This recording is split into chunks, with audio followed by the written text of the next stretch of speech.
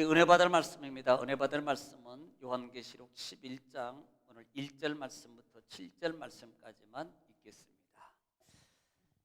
요한계시록 11장 1절 말씀부터 7절 말씀입니다. 다 같이 시작.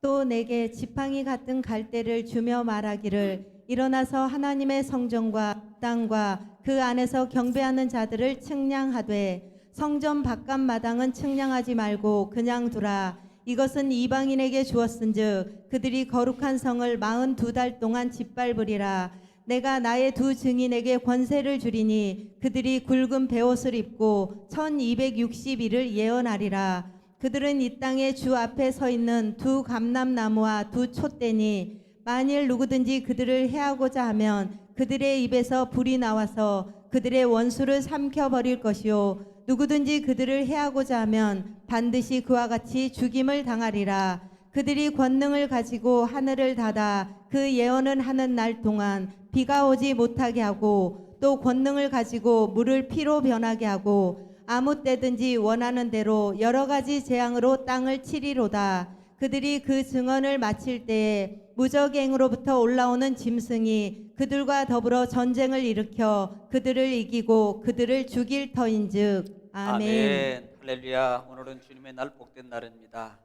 그럼 우리 시간도 하나님의 말씀을 통해서 여러분 큰 은혜와 은총과 또 응답을 받는 귀한 시간 되시기를 지금 축원합니다. 따라합시다. 지금이 기회입니다. 지금이 응답받을 치료받을 기회입니다. 옆에 분한테 한번 인사 나누세요. 그렇게 한번 꼭 전해주세요. 시작.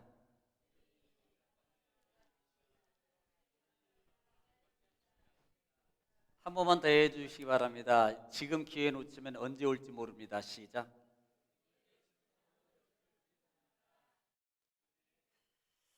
지금 기회 놓치면 언제 올지 몰라요. 그래서 우리는 종말적 신앙이라 그랬어요. 저희 교단 또 특별히 저희 교회 같은 경우는 전천년천 후천년선 그 개념이 아니고 무천년설이에요.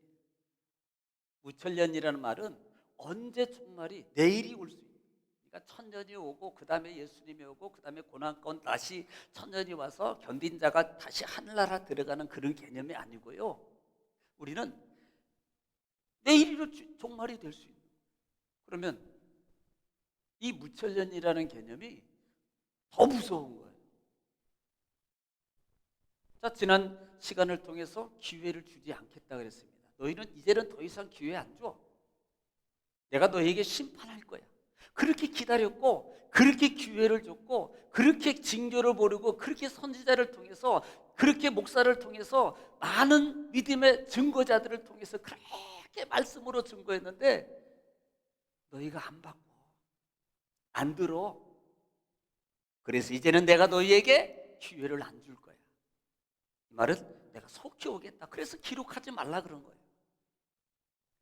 지금 요한 사도가 하나님의 음성이 들릴 때, 큰 음성이 들릴 때 받아 적으려고 그러는데요. 하나님이 다시 또 큰 음성으로 우려 같은 소리가 들리더니 야, 요한아 적지 마.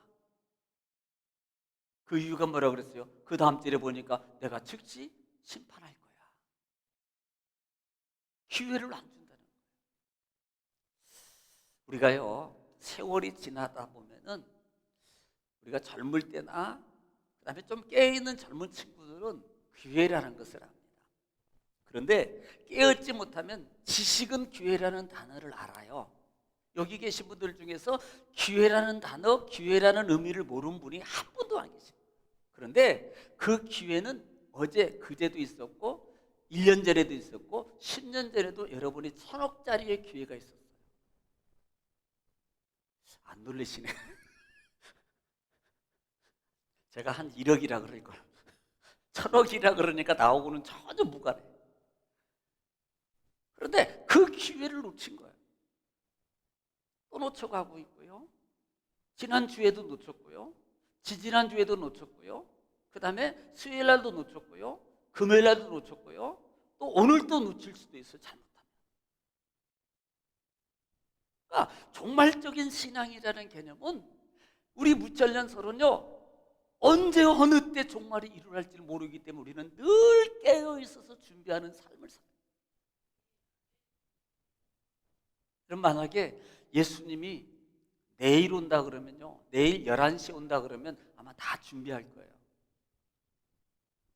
준비할 겁니다. 그런데요, 그런 시간적 개념이 없잖아요.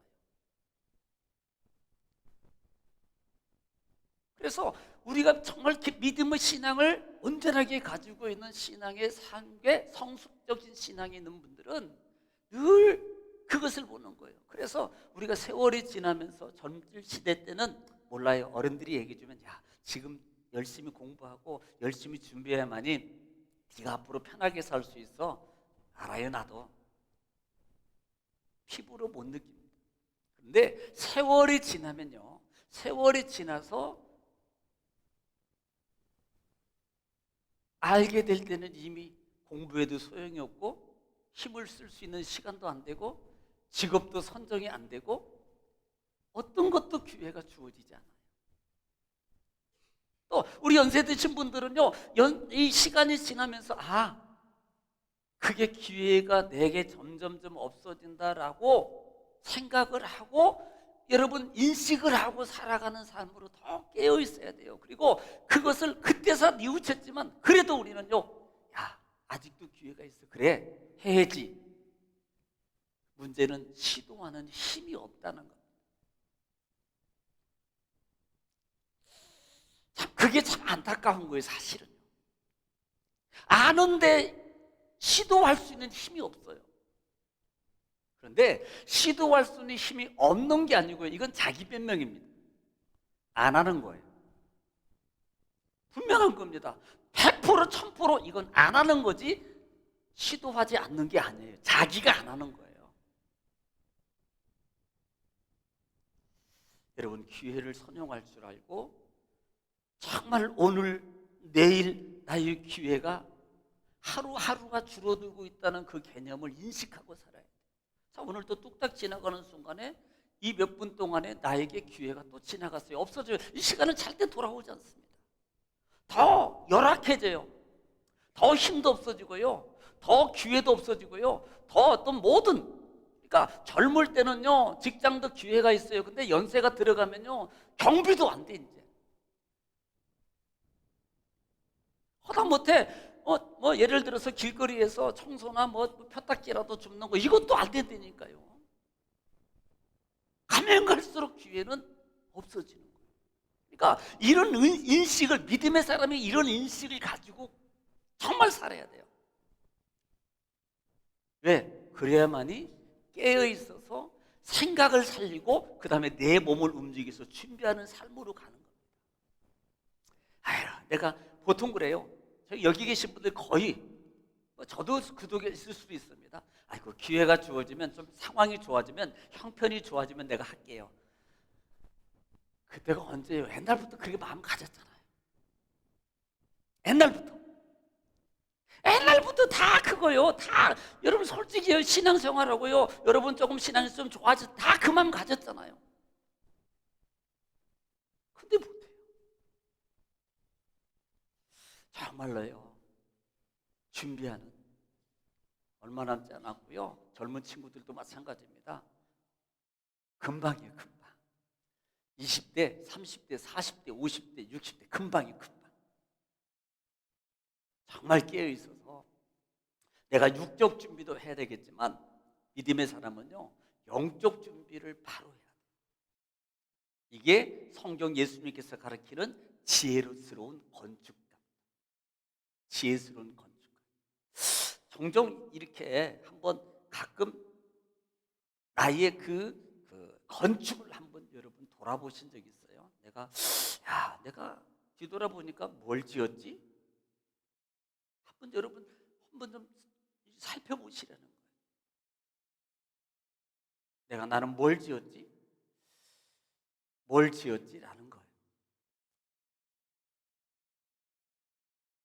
그래서 그런 부분들을 자꾸 돌아봐야 돼요. 그래야만이 준비하거든요. 안 돌아보고 그냥 그래 무대뽀적인 그냥 무지한 신앙으로 그래 아버지 할렐루야 하고 하면 돼, 이게 아니거든요. 그건 정말로 어릴 때 아무것도 모를 때나 그 말이 해당이 되는 거지, 이제는 신앙이 어느 정도 되면요 그렇게 그 아버지 아무 때나 그냥 주의 아버지 이걸로 되는 게 아니라는 거예요. 바르게 똑바로 정대로 해요. 그때 이루어지는 거예요. 그때.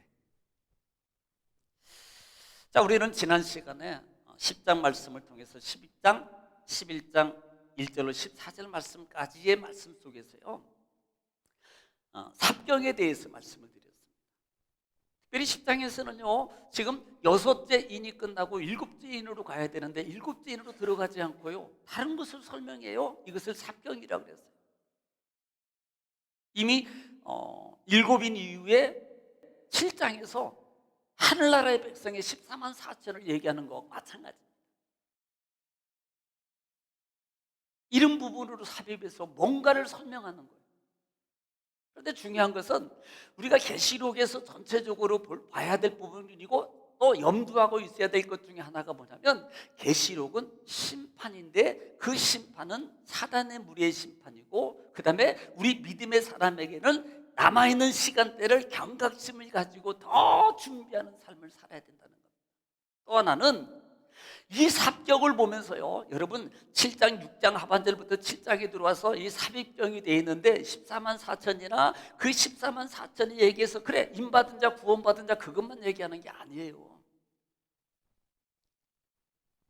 이렇게 14만 4천이라는 하나님 나라의 구원받은 무리들을, 많은 무리들을 상징하면서 또 하나 그 속에서 암시하고 있는 게 뭔지 아세요? 너희에게 그 하나님의 보상이 이루어질 거야 라는 부분들을 말하게 주고 있는 게요. 너희가 그렇게 힘들게 신앙 왔지, 순교했지, 복음을 위해서 고난을 받았지, 그렇게 힘들고 견디고 그렇게 갔지, 그래서 내가 너희에게 반드시 보상을 해줄 거야. 조금만 기다려. 오늘 역시 오늘 10장이나 11장 14절 말씀도 마찬가지 내용이에요. 동일한 내용이 담겨져 있다 이 말이에요. 그래서 그 힘센 천사가 예수님이 그 불기둥으로 땅과 육을 기대고 있어서 그 심판의 발을 디디고 있으면서 심판할 거야 라고 말하지만은 11장에 와서는요, 그 하나님 예수님을 통해서 심판하고 세우신 그 모습 속에서 복음의 증거가 이루어지고 증거되면 너희 믿음의 백성들을 내가 보증해 줄 거야. 7장에서 그 부분을 얘기해 준 것처럼 너희 믿음의 백성은 반드시 하나님 보좌 앞에 이렇게 가게 될 거야. 그런 것처럼 오늘 10장이나 11장에서 그 부분을 보충하고 설명하며 그 다음에 큰 재앙을 통해서 내가 그 악의 무리들을 반드시 내가 심판해 버릴 거야. 이 부분을 설명하고 암시하고 있는 부분이 오늘 삽경 부분이라는 것을 여러분 기억하시면 돼요. 그래서 11장은 특별히 두 증인에 대해서 말씀을 하고 있는데요, 우리 한 절 1절 읽고 또 한 절씩 보면서 같이 은혜 나누겠습니다. 시작. 또 내게 지팡이 같은 갈대를 주며 말하기를 일어나서 하나님의 성전과 제단과 그 안에서 경배하는 자들을 측량하되. 여러분 오늘 1절에서는 두 가지 단어입니다. 지팡이 같은 갈대를 주며, 지팡이 같은 갈대요. 또 하나는 일어나서 하나님의 전과 제단에 있는 그 안에 있는 사람들을 측량하라. 측량. 이 갈대는요, 이 갈대, 지팡이 같은 갈대다 보니까 갈대가 지팡이자 보니까 작은 건 아니잖아요. 그래서 이 갈대는 요단 계곡, 이 요단 계곡에서 자라는 식물로요, 크면은 3m 이상까지 커요. 3m 이상까지. 그래서 이 곱게 자란, 대나무처럼 여러분 곱게 자라는 이 식물인데요, 그 당시에는 그것을 뭘로 썼냐면 자로 썼어요. 여러분 우리 옛날에 우리 자 없을 때는 뭐 했어요? 그 이렇게 한 자라 그러나요? 한 그 마라 그러는 거, 마, 한마, 두마 이렇게 했죠. 옛날에 천이. 뭐 맞다는 거예요, 안 맞다는 거예요, 도대체. 껌뻑껌뻑 하시고 계시면 뭔가 좀 반응이 있어야지. 지금은 줄자로 나와서 요즘에는 줄자도 잘 안 쓴대요. 딱 버튼만 누르면 저기까지 딱에서 수치가 나와. 몇 미터, 몇 센치까지 딱 치면 전자자가 나와서. 그런데 옛날에는요 호자로 썼어요. 이 대나무로 눈금 그어가지고요, 그게 기본적으로 한마야, 한마. 포목점이라 그러나요? 옛날에는 포목점이라 그랬어요. 그러면 거기 가가지고 거기가 어디예요? 옛날에는 평화시장, 동대문시장. 거기가 다 포목점이 뭔지는 알지? 모르겠다. 처음 파는 거야. 예를 들어서 양복을 맞춰 입거나 그러면 양복에 그 기지를 띄워 그 파는 곳이야. 그곳. 옷감, 뭐 한복을 맞춘다 그러면 한복 그 옷감 그 재료를 파는 거. 요런 데가 포목점이야. 옛날 말로. 그러니까 그런 데서는 다 그 자로 가보면요, 자가 그냥 때가 시커멓게 깨가지고 하도 만져가지고 그냥 이 대나무 자가 다 달아서 다 달아. 그러니까 이 갈대는 그렇게 수치를 재는 그런 용도로 쓰는 거예요. 그래서 그걸 가지고 뭐예요? 그걸 가지고 뭐하라? 측량하라 그러는데 누구를 측량하라 그래요? 오늘 말씀 보니까 하나님의 전과 그 다음에 제단과 그 안에서 경배하는 자들을 측량하라는 거예요. 이 말은 하나님의 성전 안에 있는 자들을 말하는 거예요. 이 말이 상징적인 의미로 본다면은 그냥 뭐 복잡하게 막 설명하기 많은데요. 그냥 이 말은 이 시대의 상징적인 의미로 교회를 지칭하기도 하고 그 다음에 구원받은 하나님의 모든 백성들, 하나님의 섬기는 모든 백성들을 말하고 있는 거라 이 말입니다. 이들을 뭐하라? 측량하라라고 말씀하는 거예요. 여러분, 측량한다는 말이 여러분 솔직히 좋은 건 아니잖아요. 측량한다. 그러니까 믿음의 성도들을 측량한다. 뭐 다림질로 달아본다는 말씀도 있어요. 여러분, 달아본다는 게 뭐예요? 잘하고 있나 못하고 있나, 몇 그램 나가나. 여러분, 저울 하나 큰 것 갖다 놓고 한 명씩 여기다가 신앙의 영적 저울 해가지고 달아볼까 봐. 제일로 몸무게 나간 사람이 신앙이 최고야. 그러면 나오네요. 제가 딱 보니까. 이 측량한다는 말이 우리가 보면은 이거 무서운 거구나. 그런데 실제적으로 이 측량이라는 말이 메트레 손이라는 단어를 쓰는데요. 이 메트레스는 재다, 측량하다라는 말입니다. 예, 맞아요. 그런데 그 속에 담겨진 의미가 있는데 이 측량이라는 측량하고 재다 이 말이 보통 우리는요, 자 이렇게 보겠습니다. 쉽게 여기서 저기까지 측량을 해요. 평평한 땅을 측량한다. 뭐 하려고 측량해요? 건축업에 종사를 해봤어야지. 뭐 하려고 측량해? 여성분들이 또 잘하네. 뒤에서 대답하네. 뭐 하려고 측량해요? 네, 집을 짓거나 도를 내려고 측량하는 거죠. 뭐. 그러려고 측량하는 거예요. 여기서 측량은 부시거나 심판을 하려고 측량하는 게 아니고요, 뭔가를 새롭게 하려고, 뭔가를 보수하려고 측량하는 거란 말입니다. 그런 의미가 담겨져 있다는 말이에요. 만약에 부수려면 측량해야 안 해요? 안 해요. 그냥 부수면 되지 뭘 측량을 해요? 측량할 이유가 뭐 있어요?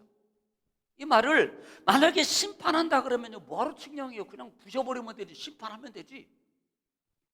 그런데 이 측량의 의미 속에 담겨져 있는 것은 뭔가를 다시 설계하고 다시 지으고 다시 보존하려고 보수하려고 하는 측량이라 이 말입니다. 그러므로 여기서 측량은요, 하나님의 성전에서 하나님의 구원받은 백성들을 뭐 하려고? 다시 보존하려고, 다시 세우려고 하나님이 측량하신다 이 말입니다.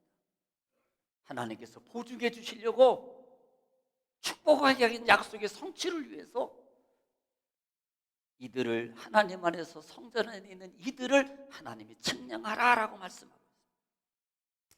여러분, 계시록 21장 14절 말씀 보겠습니다. 계시록은 빨리 찾을 수 있을 거예요. 바로 옆에 있어서.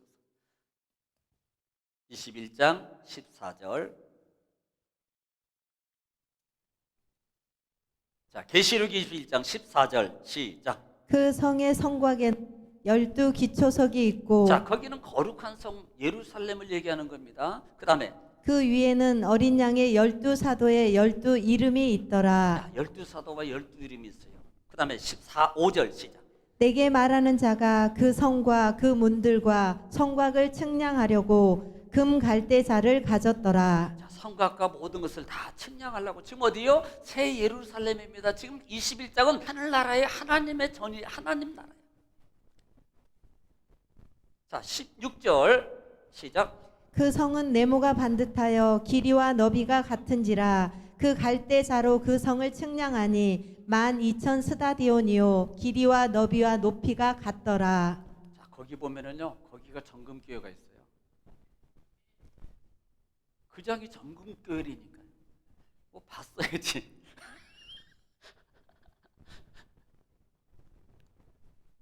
정금, 지금 하나님의 나라에 하나님의 지금 온전한 하나님의 나라를 측량. 여러분 여기서 측량은 하나님의 영원한 나라의 보증의 자리를 얘기해 주고. 그러므로 오늘 1절에 보면은 여기서 하나님의 전에 그 안에 있는 경배하는 모든 자들을 측량한다는 말은 뭐예요? 그들의 보증해 주는 거예요. 측량해서 보수해 주고요. 그들을 감싸 주고요. 그들을 안아 주고요. 그들을 축복해 주겠다는 하나님의 약속의 성취를 보증하고 있는 거라 이 말입니다. 할렐루야. 자, 2절 읽습니다. 시작. 성전 바깥마당은 측량하지 말고 그냥 두라. 이것은 이방인에게 주었은즉 그들이 거룩한 성을 42달 동안 짓밟으리라. 자, 성전 안쪽에는요 하나님이 보증하고 측량해서 다 보증해 주는데요, 성전 바깥쪽에는요, 야 측량하지 말, 그냥 그대로 내버려둬. 그리고 그냥 두라. 이것들은 이방인들에게 내가 줘가지고 그들을 42달 동안 내가 그들을 짓밟도록 내버려둘 거예요.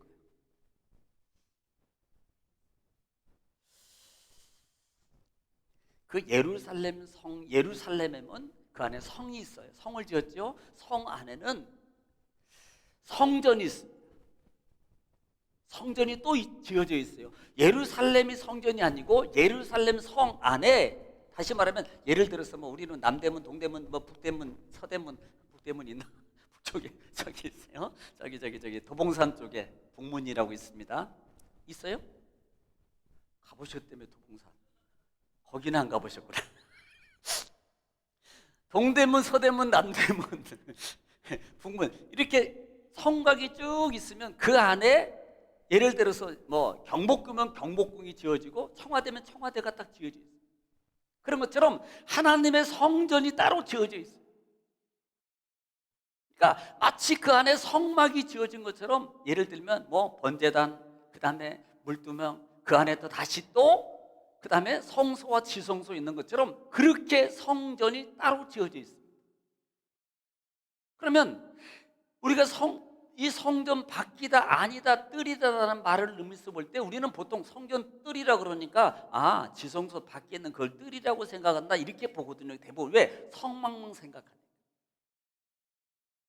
그런데 이 바깥은요, 하나님의 성전 바깥쪽으로 이 담이 다시 쳐져 있고 예루살렘 성 안에는 마당뜰이 있어요. 마당뜰. 그래서 보통 성전은 두 뜰로 나누어지는데 안쪽 뜰하고 바깥 뜰로 나눕니다. 안쪽 뜰에는 세 경대로 나눠요. 세 경대. 그러니까 하나님의 성전, 하나님의 성소, 하나님께 예배하는 장소로 구성되어 있는 것이 안쪽 뜰에 있는 것인데, 세 경대라는, 첫째는 제사장 뜰이 있고, 두 번째는 이스라엘 남자들의 뜰이 있고, 세 번째는 그 다음에 이스라엘 여자들의 뜰이 있어요. 성막에도 여자들이 있습니다. 그래서 그들의 가지고 있는 봉사하고 헌신하는 여자들의 녹경을, 색경을 가지고 뭘 만들었어요? 물두멍 만들었어요. 물두멍. 거울을 가지고 물두멍 만들었다고요. 예. 그래서 이렇게 세 곳으로 분배되는데 바깥들이 이방인의 뜰이에요. 이 바깥들은요 담이 쳐져 있습니다. 높은 담은 아니지만 담이 쳐져 있어요. 담이. 그래서 그 울타리가 쳐져 있고 그곳의 바깥쪽에 이 이방인들의 뜰이다 이렇게 말합니다. 그런데 오늘 뭐라고 말해요? 그 바깥 땅은 측량하지 말라는 겁니다. 그러면 이 바깥 땅은 측량하지고 그냥 두라. 이방인들에게 주었은즉 그들이 거룩한 성을 42달 동안 짓밟으리라 그랬습니다. 여러분, 성박 마당이라는 의미가 뭐냐면 그리스도인이라고 이름은 가지고 있지만 실상은 참 예수를 믿지 못하고 만나지 못하고 살아가고 있는 사람.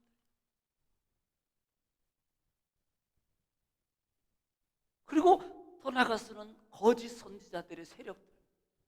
그럼 우리는요, 야, 거짓 선지자들의 세력들만 얘기한 이것만 기억해요. 진정 참 하나님을 받아들이지 못하고 뜰만 받고 살아가는 이런 성도의 이름만 가지고 있는 그들.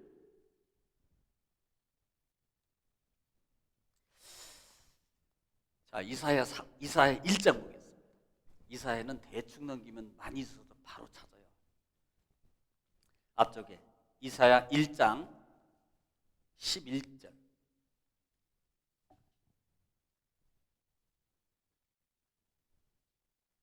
이사야 1장 11절입니다. 시작.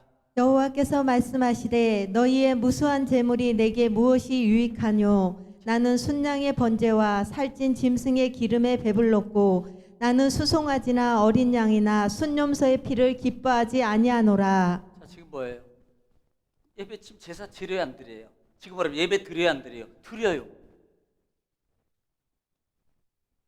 그런데 지금 이사야 선지자를 통해서 하나님께서 지금 얘기하고 있는 거야. 야, 니들이 수많은 재물과 번제와 재물을 많이 드리고 있다. 이게 무슨 소용이겠느냐? 자, 12절 읽습니다. 시작. 너희가 내 앞에 보이러 오니 이것을 누가 너희에게 요구하였느냐? 내 마당만 밟을 뿐이니라. 뭐라고 말해요? 너희가 실상은요, 야, 내 앞에 보이려고만 온 거야. 올림픽 정신 아닙니다. 우리 믿음의 삶은요, 참가하는 데 의의가 있는 게 아니에요. 너희는 네 보이려고 오는구나. 마당만 내 앞에 보이려고 오는구나. 그들을 뭐라 그래? 너희는 내 땅만 마당만 밟을 뿐이니라. 이렇게 말합니다. 마당만 받고 가는 거. 안 받고 가는 사람보다 낫겠죠. 네, 안 받고 가는 사람은 낫겠는데 그래도 언제나 물어볼 때 보면은 땅만 받고 간다고 말해요. 이런 자들에게 5절로 보겠습니다. 5절. 1장 5절 시작. 너희가 어찌하여 매를 더 맞으려고 패역을 거듭하느냐? 온 머리는 병들었고 온 마음은 피곤하였으며. 참 무섭죠. 너희가 어째 매를 더 맞으려고 패역을 거듭해. 머리는 병들었고 마음은 피곤하다. 자, 6절 봅니다. 시작. 발바닥에서 머리까지 성한 곳이 없이 상한 곳과 터진 곳과 새로 맞은 흔적뿐이거늘 그것을 짜며 싸매며 기름으로 부드럽게 함을 받지 못하였도다. 마당만 받고 하니까요. 이게 문제예요. 그러니까 이방 이 성전 바깥들의 이것은 너희가 거저도 이들은 너희는 42일 동안입니다. 42일은요 3개월 반이에요. 42일 42. 예. 날수로 계산하면 1620.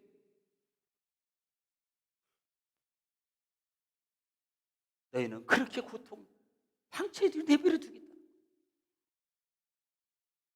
그래서 그들을 측량하지 말고 보존하지 말라는 겁니다.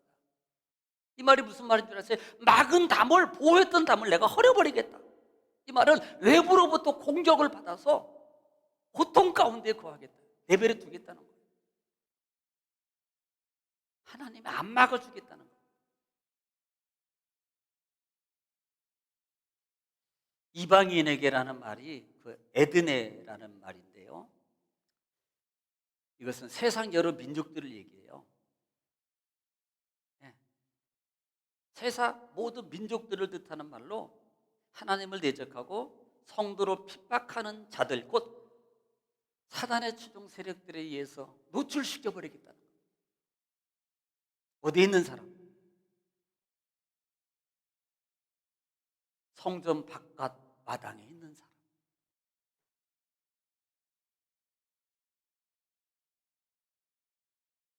그리고 그들이 거룩한 성 42달 동안 짓밟으리라고 그래서 이건 3년 반이거든요.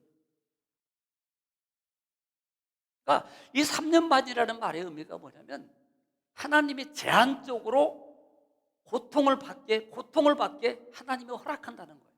보통 마귀라도 자기 마음대로 못하는 하나님이 허락.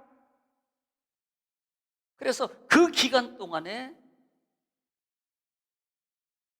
짓밟힘을 당한 짓밟힘. 이 짓밟다는 말이 그 파테오라는 단어를 쓰는데요. 멸시하다, 멸시함에 대하다, 학대하다, 약탈하다는 말이에요. 몇 년 동안, 3년 반 동안 멸시를 받고 3년 반 동안 학대하고 3년 반 동안 경제적으로 어려움을 당하게 만들고 약탈이니까. 정말 우리는요, 날마다 하나님 아래로 들어가야 돼요. 어떻게 해서든지 하나님과 정신 바짝 차리고요, 하나님 아래로 들어가야 돼요. 그것만이 내가 사는 길이에요. 그것만. 마귀는 늘 끄집어내. 에덴 동산부터 하나님의 행복과 축복의 장소부터 막 갖은 거짓말을 동원해서 묘약을 미혹해가지고 끄집어내서 그 하나님의 행복의 축복의 자리에 못 들어가게 만들. 지금도 마찬가지입니다. 하나님의 예배당과 하나님 안에 들어갈 수 있도록 하나님 말씀으로 들어갈 수 있는 그 길을 마귀는요 계속 시간마다 우리 마음과 생각과 육을 통해서 못 들어가게 만드는 거예요. 그러므로 뭐예요? 외부적인 공격 가운데 노출.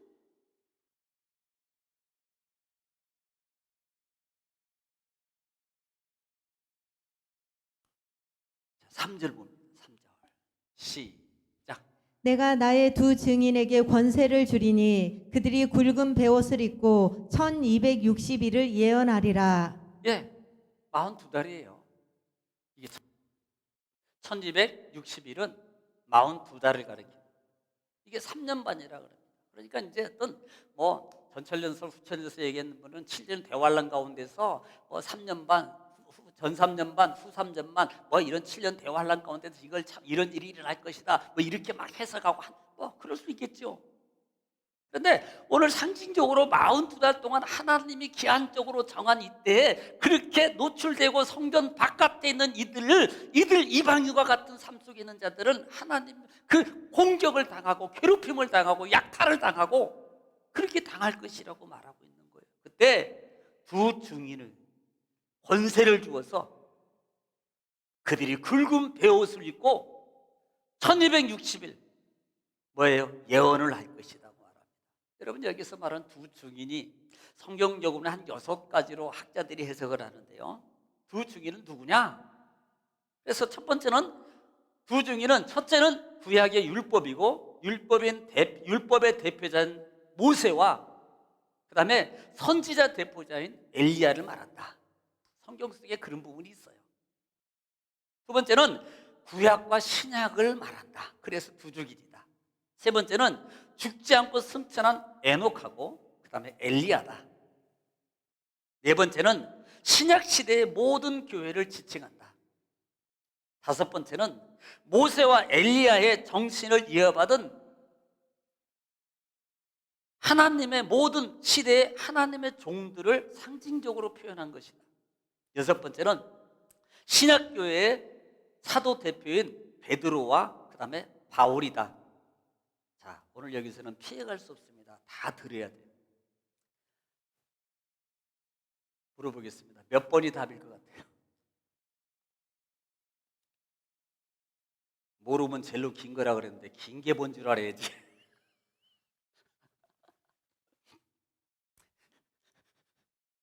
지난번에도 제가 딱 이거 봤거든요. 딱 올리는 분에게 진짜 제 마음으로 제가 뭔가 주고 싶어서 딱 했는데 한 번도 안 올리더라고요. 딱 올리면 내가 진짜요, 제 마음에 주려고 물어본 거거든요. 그랬더니 한 번도 문자를 안 올려. 그래서 날라갔죠. 그래서 그게 바로 기회라는 거예요. 그러니까 근데 우리 견해는 5번째 견해입니다. 가장 길지요. 모세와 엘리야의 정신을 이어받은 모든 시대의 하나님의 종들을 상징적으로 표현한 것이다. 누가? 두 증인. 딱 두 사람은 이제 문자적으로 보면은 두 사람이에요. 이단 같은 경우는 보통 이 두 증인 중에 자기네 한 사람이고 그 다음에 들어가 이게 두 증인 속. 그런데 이건 항상 계시록은 상징적인 부분도 생각을 해야 되는 거예요. 그래서 이 시대에 구원받은 하나님의 모든 백성들을 의미한다. 복음을 증거하고 사명을 감당하고 있는 이 시대의 모든 하나님의 백성들. 그들에게 뭘 줘요? 권세를 준다. 그들에게. 그들이 결국은 뭐예요? 그 붉은 베옷을 입고 3년 6개월 동안 예언하리라 그랬어요. 보통 이 베옷을 입는다는 말의 의미가 뭐예요? 성경에서 베옷을 입으면 가장 두드러진 부분이 뭐예요? 회개입니다. 회개하는 거예요. 예. 심령의 애통함을 표현할 때 이 베옷을 입거든요. 이 말이 무슨 말이냐면 1260일 동안 예언하리라는 말의 의미가 뭐냐면 결국은요, 그 붉은 베옷을 입고 환란이 다가올 거. 앞으로 지금 뭐예요? 7나팔이 지금 준비되어 있어요. 7나팔의 마지막 아주 큰 환란이, 그 심판이 올 거잖아요. 그러니까 그 심판이 올 것을, 그들이 앞으로 큰 환란과 심판이 다가올 것에 대해서 결국 뭐 하는 거예요? 회개할 것을, 심판이 올 것을 선포하고 있는 거예요. 이 시대에 복음을 증거하는 게 뭡니까? 예수 그리스도를 믿으세요. 우리가 계시록을 통해서 보면서도요, 우리가 한 가지 잊어버릴 수 있는 것 중에 하나가 뭐냐면 가족 구원. 자꾸 말하고, 자꾸 선포하고, 자꾸 복음을 증거해 줘야 됩니다. 그게 내 사명이에요. 내 사명. 우리 보통 이 책 있잖아요. 어떤 분이 쓴 천국 혼자 갈 수 없잖아요. 천국 혼자 갈 수 없잖아요. 어떤 분이 그럽니다. 전도하면 대부분 어떤 분이 그래요. 예수 믿고 천국 가셔야죠. 아이고, 우리는 내 마누라가 잘 믿으니까 내가 천국 갈 때 우리 마누라 치맛자락만 잡고 올라가면 됩니다. 천만에 치마 벗기죠. 못 가요, 못 가. 절대 못 가.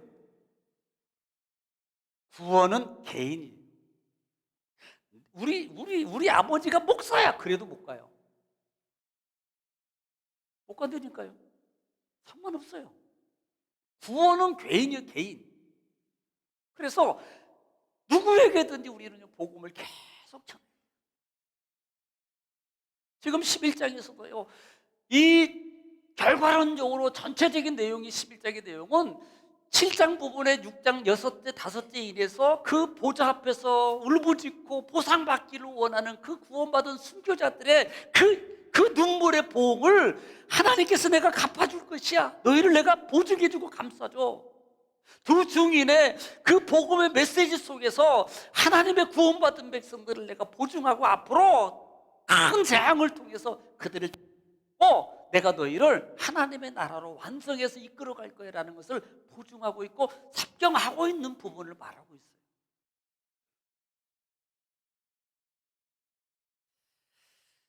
우리 4절 읽습니다. 4절 시작. 그들은 이 땅에 주 앞에 서 있는 두 감람나무와 두 촛대니. 자, 그들은 뭐예요? 두 증인이에요. 이 땅 주 앞에 서 있는 두 감람나무와 두 촛대니. 자, 촛대를 언어에 보면 등잔이라고 그러거든요. 그래서 두 감람나무와 두 촛대는 이것은 하나를 보는 겁니다. 이들은 뭘 가리키는 거예요? 두 증인을 가리키는 겁니다. 10절에 보면은 두 선지자를 언급하고 있어요. 자, 스가랴서 4장 3절 한번 보겠습니다. 스가랴서 4장 3절 시작. 그 등잔대 곁에 두 감람나무가 있는데 하나는 그 기름 그릇 오른쪽에 있고 하나는 그 왼쪽에 있나이다 하고. 자, 이 말은 이 땅의 주님 앞에서 빛의 사명을 감당하고 있는 모습을 상징하는 거예요.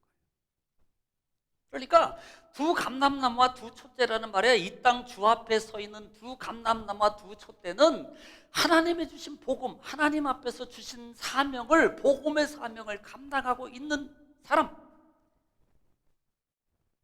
이 부분을 얘기합니다. 여러분 누굴까요? 목사일까요? 아니에요. 우리 모두예요.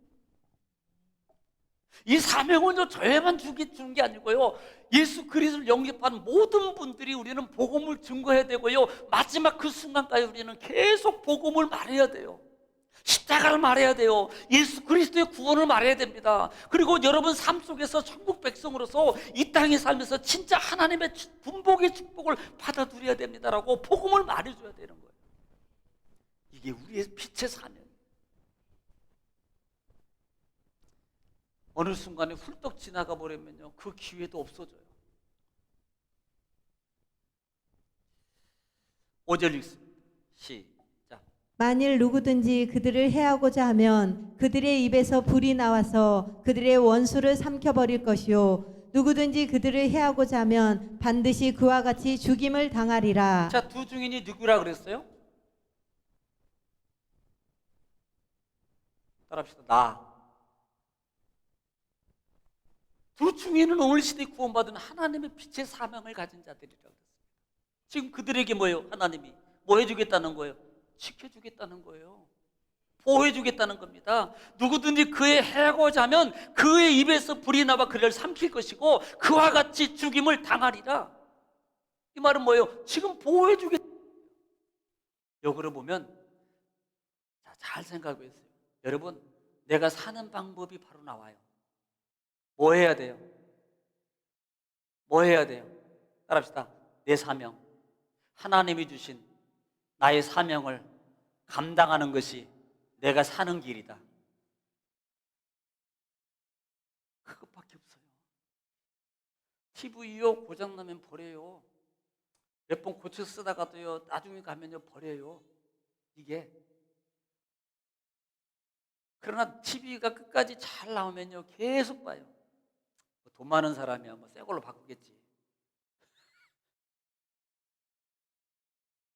끝까지 잘 나와야지. 이게 내 사명이에요.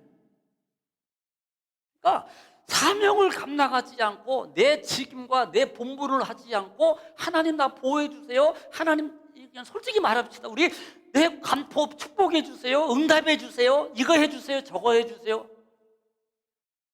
이건 좀 그렇잖아요. 사람이요, 내 도리를 하면, 항상 제가 우리 청년들한테 강조하는 게 뭔지 아세요? 너희가 할 도리를 하면 누구한테도 당당하다. 제가 우리 청년들한테 강조하는 것 중에 하나예요. 너희가 어른이나 아랫사람이나 너희 친구들한테 너희가 할 도리를 하면 어디 갔든지 너는 당당해.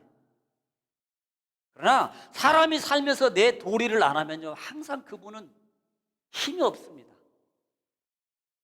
말도 힘이 없고 신임도 힘이 없어요. 우리가 주신 하나님의 사명을 삶 속에서 정말요, 이게요, 내 삶의 신앙의 도리거든요. 그럼 뭐예요? 하나님이 보여주죠. 하나님. 왕하 1장 10절입니다. 시작. 엘리야가 50부장에게 대답하여 이르되 내가 만일 하나님의 사람이면 불이 하늘에서 내려와 너와 너의 50명을 살을지로다 하매 불이 곧 하늘에서 내려와 그와 그의 군사 50명을 살랐더라. 엘리야를 보호하신 하나님 보세요. 불이 내려와서 그들을 다 죽여버려요. 누구를 지키는 거예요? 지금 하나님의 선지자를 하나님이 지켜요. 하나님의 사명을 감당하고 있는 이 엘리야를 하나님께서 보증하시고 지켜주십니다. 확증시켜주는 거예요. 내가 하나님의 주신 사명을 감당하고 또 감당해요. 때로는 쓰러져요. 힘도 없어요. 그러나 또 감당해요. 또 감당하고요. 또 감당하면 하나님이 결국은 누구를 지켜줘요? 우리가 인간적으로 보더라도 열심히 잘하고 있는 회사 직원이나 이런 사람이 있으면 뒤에 똑같이 보너스 10만 원씩 주는데 살짝 불러서 뒤에다가 또 주지 않겠냐 이 말이에요. 하나님. 어떤 사람은요, 막 그냥 열심히 해보려고, 그런데도 조금 실수도 하고 또 부족하기도 해. 그런데요, 이 고용주 입장에서 보면은요, 그게요, 아버지나 어머니 부모 입장에 보면 그게 너무 좋아 보여. 열심히 하는데 조금 실수해요, 조금 부족해요. 그럼에도 불구하고 그 부모 입장에서 보면요, 그게 너무 기특해 보이고 대견해 보이고요, 아름답게 보인다니까요. 그런데 반대로 뺀질뺀질하면 미끄러져요. 뺀질뺀질하면 미끄러 넘어진다니까. 절대 뺀질하면 안 돼요. 예.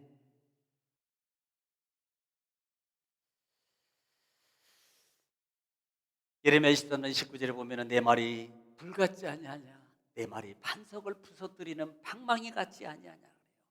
심판의 불입니다. 오늘 우리의 주님의 주신 사명, 내 주신 소명을 기억하고 인식하는 거예요. 그리고 늘 깨어서 생각하는 겁니다. 그리고 그 사명을 내가 지켜보려고 도전하고 움직이고 또 나가고 일어나고 또 움직일 때 하나님이 뭐요? 누구를 지켜주겠어요?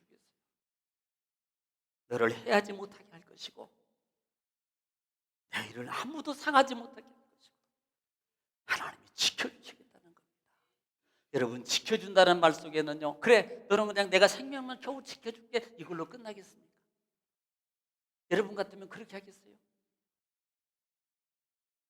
경제적인 문제도 지원해 줄 것이고 자녀들의 문제도 하나님이 지원해 줄 것이고, 이 말씀을 여러분 기억하십시오. 여러분, 기회는 내일 있는 게 아니고요, 지금 이 시간을 소중하게 여기지 못하는데 내일을 소중하게 여기는 사람은 없습니다. 오늘을 소중하게 여기는 사람이 내일 또 소중하게 여기는 거예요. 오늘을 준비하는 사람이 내일을 준비하는 겁니다. 오늘을 움직이는 사람이 내일을 움직이게 돼 있어요. 그분은 반드시 성공합니다. 사회적으로도 마찬가지입니다. 신앙 안에서는 더더욱이 주 안에서 한 주간 더 승리하는, 여러분 도전하고 또 하나님을 체험하는 하나님의 모든 축복에 우리 성도님들 되시기를 주님 축원합니다. 기도하겠습니다.